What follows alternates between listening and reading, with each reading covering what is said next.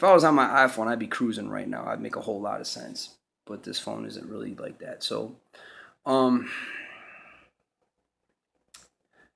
you know, when two people, just an example, I'm just pulling one of many examples out. There's thousands of them, probably at least hundreds.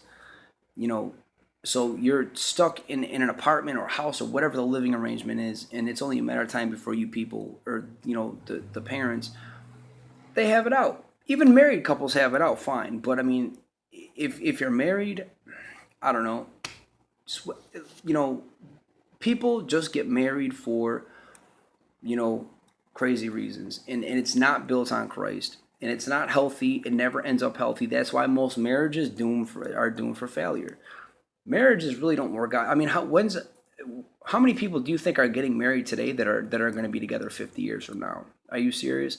Love is a word that people don't even understand. People say it because they think they love you. People say, I mean, families say it to family members every day. You know, girlfriends say it to boyfriends, boyfriends say it to girlfriends, husbands say it to wives, vice versa. I mean, it's just a word that gets kicked around like a hacky sack, and it's acceptable. I mean, if you can convince somebody that you love them, then you have so much power over that person. It's pathetic. You want power over a person, you know, convince that person that you love them. I mean, really, come on, man.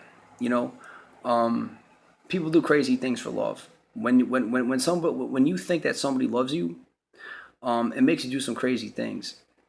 And I'm not speaking from experience, obviously, but hey, I live in the same world as everybody else. And love is a very, very powerful thing. We all run around and we chase one thing, love. Whether it's the love of money, the love of drugs, the love of partying, the love of sports, the love of, I don't know, the love of popularity, the love of attention, the love of something. But at the end of the day, we're all chasing that four-letter word. The love of food, the love of something. We all chase something. And it's the end game is love. But it's deeper than that because God is love. That's my point. We run around like chickens with our heads cut off, you know. So, I mean, what I'm trying to say is like, as far as marriage goes, I mean, a lot of this stuff that goes on today is just built on funny business. You know, it's built on um, I don't know, I don't know, but there's a reason why marriages don't last nowadays. You know, you know, to hear somebody that's been together for 25, 30 years, you know, is unheard of in this day and age unless the people are real, old or something. You might hear an old couple being together for 30 something years, even 50 years, but even you don't even hear that too much. And there's a good chance that if you really get to the bottom of people that last a long time, like forever, people that die married, like, a long, long, long time. I'm saying in all cases, but a majority of the cases, God was pretty much part of it. Um, I'm not saying that all marriages it's doomed or it's a guaranteed, you know, victory, like so to speak. If your marriage is based on Christ, that it's bound to just last. I'm not saying that at all. Definitely not saying that. But you have two choices in this world when it comes to stuff like any relationship, not just marriage. That's just one example I'm using. You know, but I'm just saying like relationships in general. I don't know. I mean, I'm not saying that everybody should base their, but I'm especially saying romantic relationships, like relationships where, two people become one, so to speak. That's even biblical. Um, you know, so wow. I pretty much got like maybe like 4 or 5 more minutes, man. I just like this video. I'm just like, boop, boop, boop. I'm just kind of like stumbling upon my words. I got so much to say, and I just feel like I'm in a box. Hang on for a minute.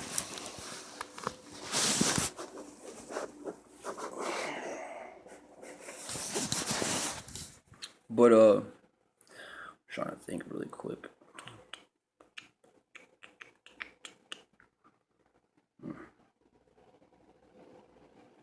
Yeah, I mean it's just it's expended like people put their put their identity like their marriage they'll base it on money or something. I mean, of course you need money, but there's a lot of people out there who have an awful lot of money, but outside of money, what do they have? Some of the loneliest people on the face of the planet have some big old houses and all kinds of money. And these people kill themselves every day. What does that tell you? Money's not, money's important. You need it to live. Don't get me wrong. I'm not downplaying it. But, people tend to take, paper a little bit too far. People tend to take material things a little bit too far. And that's what I'm saying. Like, you base your life, whether it's material things, I'm just going to use that as an example. It's because it's part of the world. I'm going to tell you how the world works, and you already know how it works, but I'm just going to say it anyways. The grass turns to, if it doesn't rain, then what happens? The grass turns brown, and then it rains. Like, night turns into day, summer turns into, fall turns into winter. I mean, seasons change. Things change. That beautiful car, in somebody's driveway around here is going to eventually rust. You have to junk it. It might take 10, 12 years, but eventually it's going to. As soon as you drive it off the lot, it's already depreciated. I mean, you paid a certain amount, you drive it off the lot. I mean, it's already starting to decline, at least in value. That's the world we live in, and you base your marriage on this world, your marriage is going to depreciate. And that's why. And what I mean by that is obviously it's just pretty much you're doomed for failure. So, in like Las Vegas and stuff like that, I mean, people get drunk and they elope. I mean, you could have Elvis marry you for $50. You can meet a stranger at a bar, have a oh, it happens. Not to me or anything, but I mean it's guaranteed it's probably happening right now somewhere in Vegas. I mean, really. I mean, people get drunk, they get a little tipsy or a little loaded on something, and they just they think they love one another, and then they go have Elvis marry them, and they wake up next to each other, look at it like what the heck did we just do? I don't even know you, sort of thing. I mean, I'm sure it's happened before. So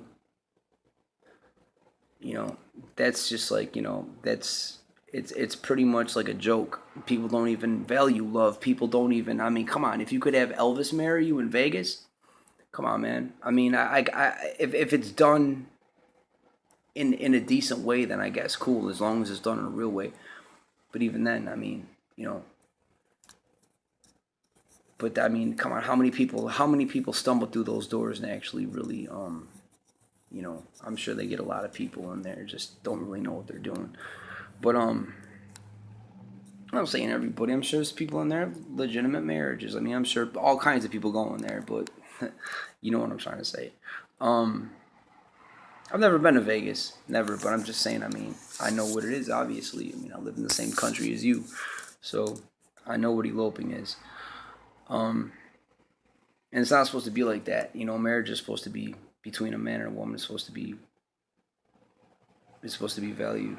I mean, I'm not gonna sit here and say I've never made mistakes, and neither can anybody else. But it is what it is, and so marriage, love is supposed to be based on God. And if you base it on something real, if you base it on something that never changes, then you have a good chance that alone is a solid foundation. I mean, if you base your marriage on love, then there's a good chance that your love with your partner is gonna grow and it's gonna flourish because you're basing it on something that is going to fertilize it. Is gonna help it grow. So that's a lot of that's pretty much why a lot of marriages don't work out. I mean, people have all kinds of stories. Oh, she cheated on me. Oh, he cheated on me. Or I don't know, we just went bankrupt or this or that or whatever. He just turned into an animal. I didn't know him. Okay, well, you married him. You knew him well enough to marry him. Or her, whatever. I'm just saying. I mean, I'm not saying 100% of the time, but I'm just saying if people really loved one another, finances, when things hit the fan, that's what do you part. That's what all that means. You take a vow for a reason. People sit up there and can look each other into the eyes and get all starry faced and suck each other's lips off and when everything is going good and this and that. But what about when things? What about when life? What about when the it gets hot? What about when the temperature rises and then problems start to hit you. You know, I don't know. Maybe a kid dies in a car accident or worse. Nothing's worse than that. You know, um, when it comes to your kid, I mean that's crazy. Um, but what if stuff piles on top of that? See, love, real love, true love, can get through all that. Can get through anything. When you have two people who really love one another, and the only way to really love somebody is to have that relationship based on love itself, which is God. And if your relationship is based on anything else, anything but God Himself, there's a good chance that eventually, it might take a few years down the road, something's going to happen. The temperature's gonna heat up. Maybe so and so will lose their job. Maybe you lose your job. Maybe you both of you will lose your job. Maybe something will happen where somebody gets a disease. Things happen, and then all of a sudden you got hospital bills and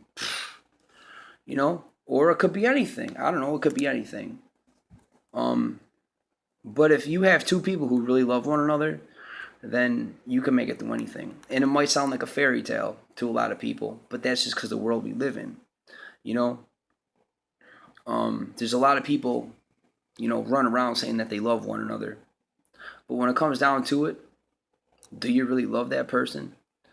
Um,